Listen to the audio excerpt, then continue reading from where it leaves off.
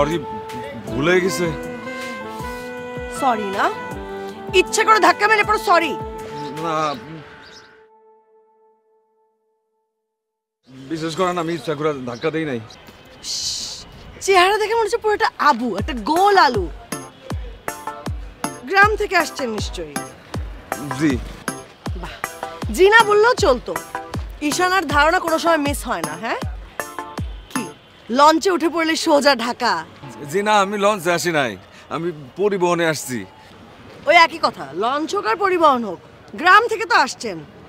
গ্রামের বাড়ি কই? জি, সাতক্ষীরা শ্যামনগর, গ্রামের বাড়ি ব্যাটখালি, সুন্দরবন।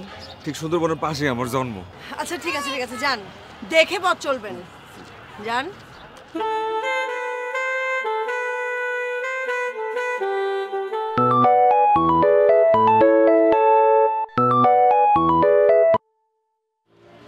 গোবিন্দ, গোবিন্দ, অনেকক্ষণ ধরে খুঁজতেছি, আমি তো চিনতে পারতেছি না কিছু। আয় আয়, আমি নুরাই, আয়, ব্যাগ রাখ, বল। হরে কৃষ্ণ।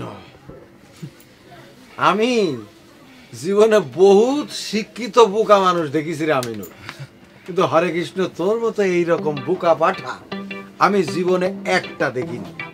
আমি তোর জিরাম করি ঢাকা শহরে আমার বাসার ঠিকানা দিছি, ঠিক ইরাম করে যদি আমি কোনো লেদা ভোলাবান, এই একটু লেদা ভোলাবানের কয়ে দিতাম, তারা সুরসুর করে আমার বাসার মধ্যে ঢুকে পড়তো।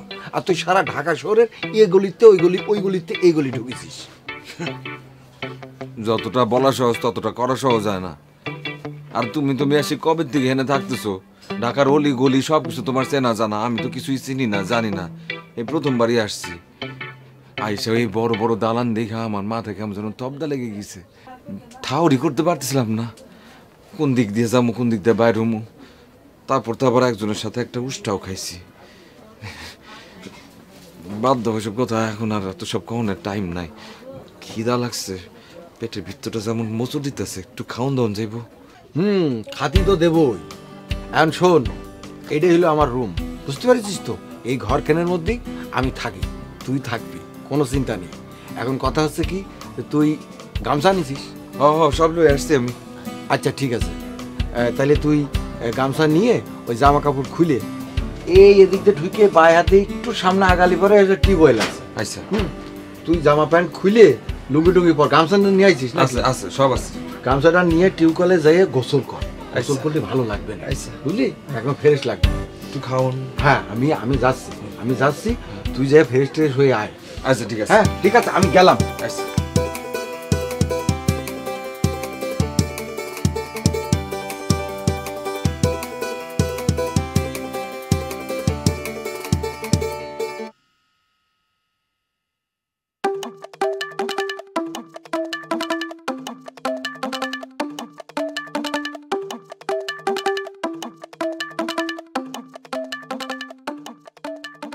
কামের কাম কিছুই হলো না।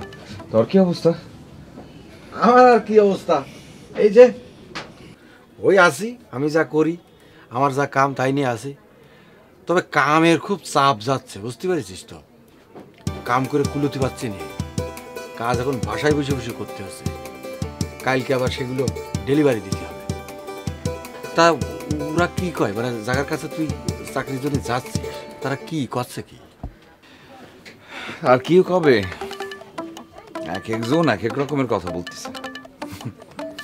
একজন বলে নো ভ্যাকেন্সি, মানে চাকরি নাই। আবার আরেকজন বলে 2 মাস পরে আসেন, তখন দেখা যাবে।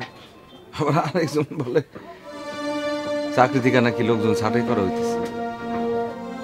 একজন তো খুবই অদ্ভুত কথা বলছে, বলছে ঘুষ দেন, ঘুষ যদি না দিতে পারেন এই জায়গায় জীবনে কোনদিন চাকরি হবে না। শুনি না, আমি একদম তবদা লেগে গেছি। এরকম কথা মানুষে বলতে পারে? আমার তো চেনে না, জানে না, আমি গ্রামের একটা পোলা।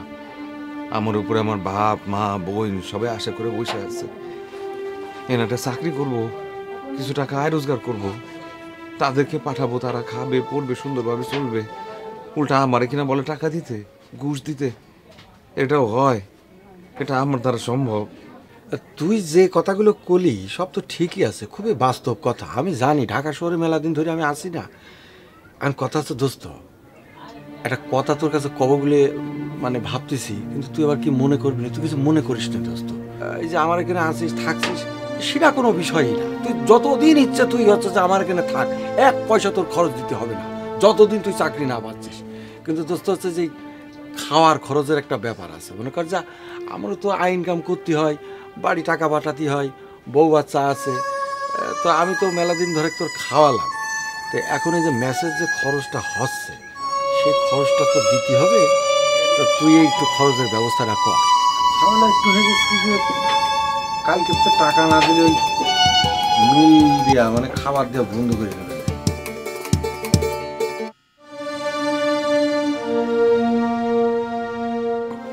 আমার খাওয়ার নিয়ে এত চিন্তার কোনো কারণ নাই। আমি তো সারাদিন এই চাকরির জন্য রাস্তায় রাস্তায় ঘুরি, ওইখানেই তো আমার টুকটাক কিছু না কিছু খাওয়ানো হয়ে যায়। তো খামাখা আবার এই মিলের খরচ, বরং মিলের খাওয়াটা বন্ধ করে দিলে অনেক ভালো হয়। আমার কোনো অসুবিধা হবে না, আমি একদম ঠিকঠাক আছি। মিলের খাওয়াটা বন্ধ করে দে তুই।